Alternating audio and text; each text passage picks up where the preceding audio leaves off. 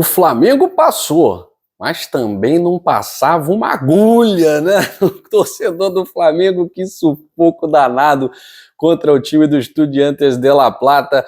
Perdeu no tempo normal, tomou 2-0, o torcedor ficou desesperado, estava impedido, né? Ainda bem que tem a linha do VAR ali para marcar, estava impedido, evitar injustiças, né?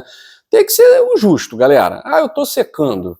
Tá secando, tem todo o direito de secar. Ah, eu tô torcendo a favor porque eu não gosto de argentino, então, também tem todo o direito, mas tem que ser o justo, né? Esse negócio de roubado, a arbitragem influenciar, o VAR errar, o VAR não chama, isso e aquilo, isso é muito chato, isso aí, sinceramente, depois contra o futebol.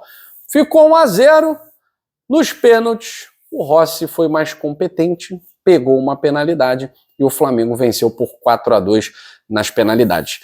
Flamengo semifinalista, era a maioria argentina, entre os 8 melhores. Agora, entre os 4 melhores, maioria brasileira, como de praxe, né? Palmeiras, muito favorito de um lado, Flamengo, não favorito de outro. Inclusive, quero saber de vocês, até os torcedores do Flamengo que nos acompanham aqui no Dois Toques, a casa do futebol. O Flamengo sofreu muito contra uma equipe limitadíssima, que era o Estudiantes de La Plata, né? Uma equipe que nem está nas primeiras colocações do Campeonato Argentino, uma equipe que na fase de grupos foi inconstante, ficou na primeira colocação, mas com a mesma pontuação do Botafogo, né, foi o segundo, inclusive foi presa fácil do Botafogo no jogo do Newton Santos, aí reagiu, depois tomou um outro gol, né? Tomou 3 gols do Botafogo.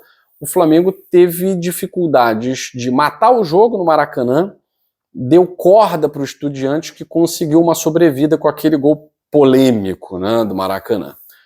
E aí vem o jogo de La Plata, no estádio do Estudiantes, que é uma cancha, né, tem muita alma, né? Os estádios da Argentina, eles cantam sozinhos, eles têm alma, eles pulsam, né?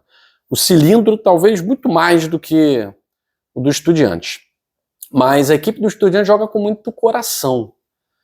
E para muitas pessoas, coração não seria suficiente para eliminar o Flamengo. Mas quase foi. O Flamengo flertou com o perigo. Teve mais a posse de bola. Todavia, em chances de gol, 3-3 para cada um, chutes no gol. O Estudiantes teve mais oportunidades criadas, 7.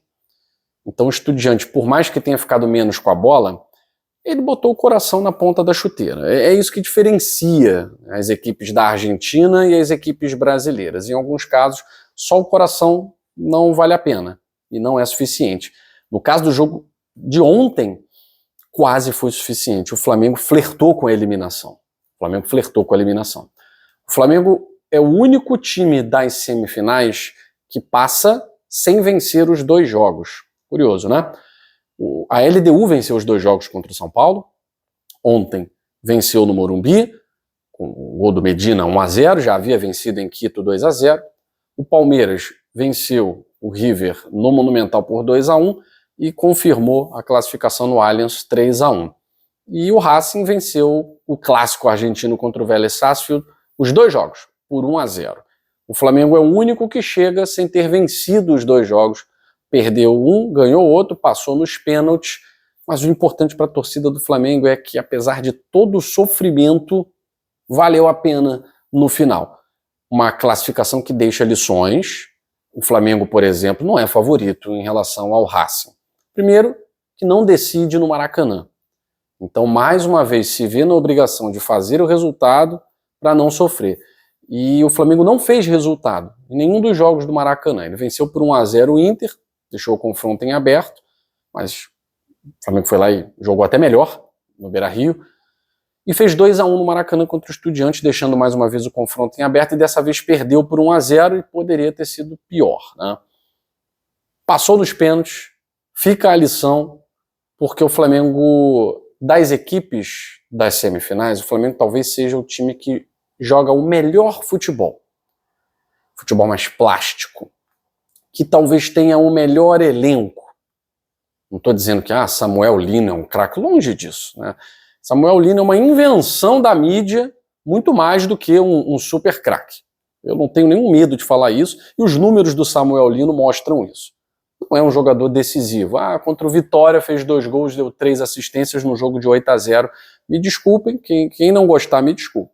Mas os números mostram isso. Não é um jogador decisivo, não vem sendo decisivo. Pode vir a ser, tem potencial para isso. Mas é uma invenção da mídia esse negócio de Samuel Lino é o melhor ponta do Brasil, é isso, é o melhor driblador. Isso aí é criação e invenção da mídia, aqui a gente não cai nesse papo.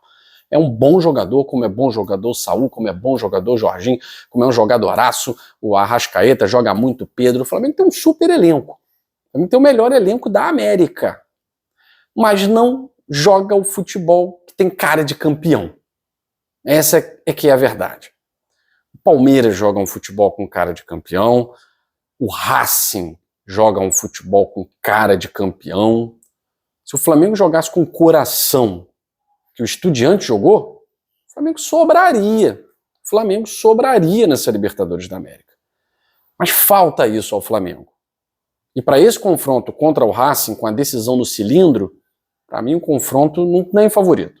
Não acho que o Flamengo seja tão favorito como foi contra o Estudiante. Nem acho o Flamengo favorito. Se tivesse um favorito, eu diria que é o Racing, que tem um time com cara de campeão, com alma de campeão de Libertadores.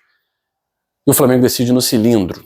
Essa questão para o Flamengo tem sido ruim, né?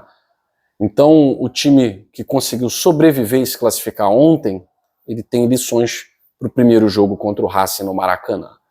Tem que jogar com a mesma técnica, com a mesma plasticidade, com a mesma qualidade, mas precisa botar o coração na ponta da chuteira. Se não colocar o coração na ponta da chuteira, o Flamengo não vai passar pelo Racing, que vibra todo o jogo, dentro e fora do cilindro. Esse time do Racing, para mim, eu sempre falei isso, é o time que tinha cara de campeão lá na fase de grupos. Falei isso aqui, né? Palmeiras e LDU. O Palmeiras é muito favorito se nós analisarmos todos os fatores. Só tem um fator que pode pesar. A LDU faz o primeiro confronto em casa, ela vai sem pressão. Ela joga o primeiro jogo na altitude de Quito e, dependendo desse resultado, a gente vai entender a missão do Palmeiras. O São Paulo jogou bem? Jogou. O Botafogo não jogou nada em Quito. Os 2 jogos foram 2-0 para a LDU. Então existe uma vantagem clara, uma vantagem física, uma vantagem climática que influencia na parte técnica, sem dúvida. Mas o Palmeiras, nos últimos jogos, não tem deixado isso influenciar. Mesmo quando jogou na altitude, o Palmeiras, por exemplo, não perdeu. O Palmeiras não perdeu. Mas o time da LDU é um time muito malandro. Parece que a chegada do Thiago Nunes, em vez de piorar o time, que era a tendência, o time ficou melhor. O time ganhou mais casca. O Thiago Nunes soube jogar no Newton Santos contra o Botafogo e soube jogar no Morumbi contra o São Paulo. No Botafogo ele conteve danos, perdeu só de 1-0. Contra o São Paulo, a pressão psicológica toda para cima do tricolor, e ele conseguiu fazer com que o time da LDU escapasse em uma bola e segurasse o jogo. Contra o Palmeiras vai ter a mesma missão, vencer em Quito e entender como será o jogo do Allianz Parque. Palmeiras, repito, é muito favorito, mas tem o peso de jogar em Quito, que pode ser ruim, já que o Palmeiras está em 2 frentes. O Palmeiras está na frente Campeonato Brasileiro, o Palmeiras está na frente Libertadores. Isso pode pesar em algum momento. E aí, quem vocês acham que vão para a final de Lima na Libertadores? Eu tenho um palpite. Acho que esse ano não teremos final brasileira. Esse é o meu palpite. Acho que não teremos final brasileira, apesar de muita gente acreditar na reedição da final da Libertadores da América entre Palmeiras e Flamengo. Na ocasião, o Palmeiras venceu o Flamengo e se sagrou campeão com aquele gol do Deivinho. Fico no aguardo do comentário de vocês. Até a próxima aqui do Dois Toques, a Casa do Futebol.